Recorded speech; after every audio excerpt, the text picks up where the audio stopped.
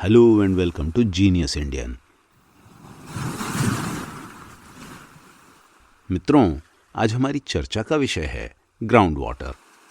पानी, जैसा कि हम सभी जानते हैं, मानव अस्तित्व के लिए सबसे महत्वपूर्ण संसाधनों में से एक है। जब भी जल संसाधनों के बारे में बात होती है या जब भी वाटर रिसोर्सेज सेक्टर की स्ट्रेस के बारे में बात होती है, तो ग्राउंड वाटर के टॉपिक को डिस्कस किया जाता है। सबसे पहले परिभाषा, और सबसे सरल परिभाषा ये है कि ग्राउंड वाटर या भूजल वो पानी है जो पृथ्वी की सतह के नीचे पाया जाता है। ये वो पानी है जो ग्राउंड वाटर एक्वीफर्स में एकत्र होता है। ये वो पानी है जो मिट्टी और चट्टानों के बीच की दरारों में पाया जाता है। और यही वो पानी है जो हमें हमारे कुओं और बोरवेल्स में दिखाई देता है। भूजल मीठे पानी का सबसे बड़ा तरल स्रोत है। ग्राउंड वाटर की क्वांटिटी झीलों और नदियों के फ्रेश वाटर और पहाड़ों के ऊपर जमी बर्फ जैसे अन्य सभी फ्रेश वाटर सोर्सेज से कहीं ज्यादा है। ग्राउंड वाटर हमारे देश के लिए बहुत महत्वपूर्ण है, और वो इसलिए क्योंकि हम दुनिया में ग्राउंड वाटर के सबसे बड़े उपयोगकर्ता हैं। आज हमारा देश हर साल जमीन से जितना पानी बाहर निकालता है, उतना चीन और यूनाइटेड स्टेट्स जैसे दो बड़े देश मिलकर भी नहीं निकालते। और इसकी वजह एकदम सिंपल है। हमारी 80% आबादी भूजल पर निर्भर है, न सिर्फ पीने के पानी के लिए, लेकिन सिंचाई के पानी के लिए भी। इनफैक्ट, जहां तक सिंचाई का सवाल है, पूरी भारतीय कृषि उत्पादन का 70% भूजल पर निर्भर करता है। सन 1950 के बाद से भूजल निकासी 10 गुना से अधिक बढ़ गई है। सन 1950 में जहां सिर्फ 10 से 20 क्यूबिक किलोमीटर भूजल को पंप आउट किया जाता था, वहीं आज ये क्वांटिटी बढ़कर लगभग 260 क्यूबिक किलोमीटर्स हो गई है। और ये मात्रा विश्व स्तर पर निकाले जाने वाले पूरे ग्राउंड वाटर का लगभग 1/4 है। दूसरे शब्दों में, जितना ग्राउंड वाटर पूरी दुनिया के सब देश मिलकर पंप आउट करते हैं, उसका 25% अकेले हमारा देश करता है। जैसा कि आप समझ सकते हैं, भूजल हमारे देश की जीवन रेखा है, और यही कारण है कि भारत की अधिकांश पानी की समस्याएं ग्राउंड वाटर से संबंधित हैं। इंडियन ग्राउंड वाटर की 2 प्रमुख समस्याएं हैं। पहली है कमी और दूसरी है प्रदूषण।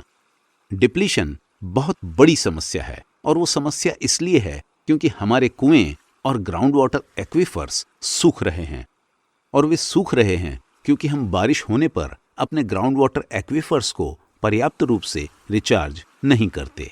वे सूख रहे हैं क्योंकि कई राज्य सरकारें किसानों को सब्सिडाइज्ड रेट पर बिजली प्रदान करती हैं, जो उन्हें और अधिक बोरवेल्स खोदने के लिए प्रेरित करती हैं। और ग्राउंड वाटर एक्वीफर्स के सूखने का एक और कारण है हरित क्रांति। सन 1960 के दशक के दौरान ग्रीन रिवॉल्यूशन की शुरुआत के बाद भूजल का उपयोग कई गुना बढ़ गया है। इनफैक्ट, ये कहा जा सकता है कि कई राज्यों में हरित क्रांति भूजल पर ही आधारित है। और सिंचाई के लिए भूजल के उपयोग के कारण और सूखे के प्रकोप के कारण और इंडस्ट्रियल यूजेज के लिए पंपिंग के कारण भारतीय एक्वीफर्स सूख रहे हैं, और उनकी वजह से 3 करोड़ से ज्यादा कुओं में पानी की कमी होती जा रही है। सरकारी स्टडीज से पता चलता है कि भारत के ग्राउंड वाटर रिजर्व्स के कम से कम 1/3 हिस्से को बहुत तेज स्पीड से पंप आउट किया जा रहा है, और साथ ही साथ उन्हें वर्षा द्वारा रिचार्ज किए जाने की प्रक्रिया पर कोई ध्यान नहीं दे रहा। उदाहरण के लिए, एक अध्ययन के अनुसार आंध्र प्रदेश में पहले और दूसरे एक्वीफर सिस्टम्स ऑलरेडी सूख चुके हैं, और अब स्थानीय लोग बोरवेल की ड्रिलिंग करके तीसरे एक्वीफर सिस्टम का अधिक से अधिक गहराई तक दोहन कर रहे हैं, और कई केसेस में उन्हें आज की तारीख में 1000 फीट की गहराई पर पानी मिलता है। अब 1000 फीट सुनने में शायद ज्यादा न लगे, लेकिन कंपैरिजन के लिए ये बताना ठीक होगा कि मुंबई की सबसे ऊंची बिल्डिंग इंपीरियल टावर्स सिर्फ 840 फुट ऊंची है। और अब हम आते हैं दूसरी समस्या पर, कंटेमिनेशन की समस्या पर। और ये समस्या भी बहुत विकट है, क्योंकि हमारे देश के ग्राउंड वाटर का एक बहुत बड़ा हिस्सा कंटेमिनेटेड है। नीति आयोग के एक आकलन के अनुसार देश के पूरे फ्रेश वाटर स्टॉक का लगभग 70% कंटेमिनेटेड है। भारत की नदियां, झीलें और एक्वीफर्स किसी भी अन्य प्रमुख राष्ट्र के जल से अधिक कंटेमिनेटेड हैं। हालत इतनी खराब है कि एक अध्ययन में गंगा नदी के पानी को नॉर्वे के एक सीवर की तुलना में अधिक प्रदूषित पाया गया। Norway institute of water research द्वारा किए गए एक अध्ययन में यह देखा गया कि गंगा मैया के पानी में क्रोम जैसे पॉल्यूटेंट्स का कंसंट्रेशन नॉर्वे में बहने वाले एक सीवर के पानी से भी अधिक था। तो सवाल उठता है कि भूजल आखिर इतना प्रदूषित क्यों है? और इसका एक जवाब है पहली समस्या, यानी डिप्लीशन।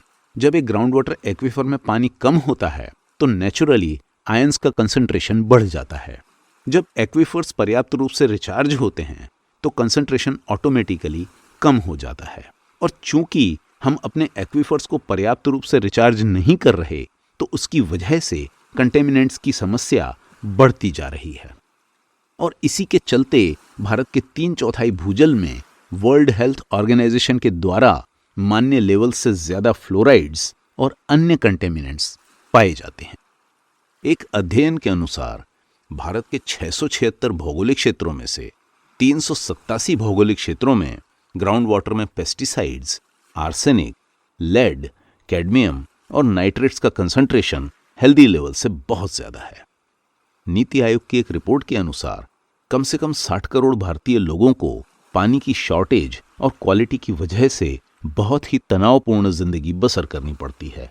और इनमें से हर साल लगभग 2 लाख लोगों की दूषित पानी पीने या इस्तेमाल करने की वजह से असामयिक मृत्यु हो जाती है, जो कि एक बहुत ही दुर्भाग्यपूर्ण बात है।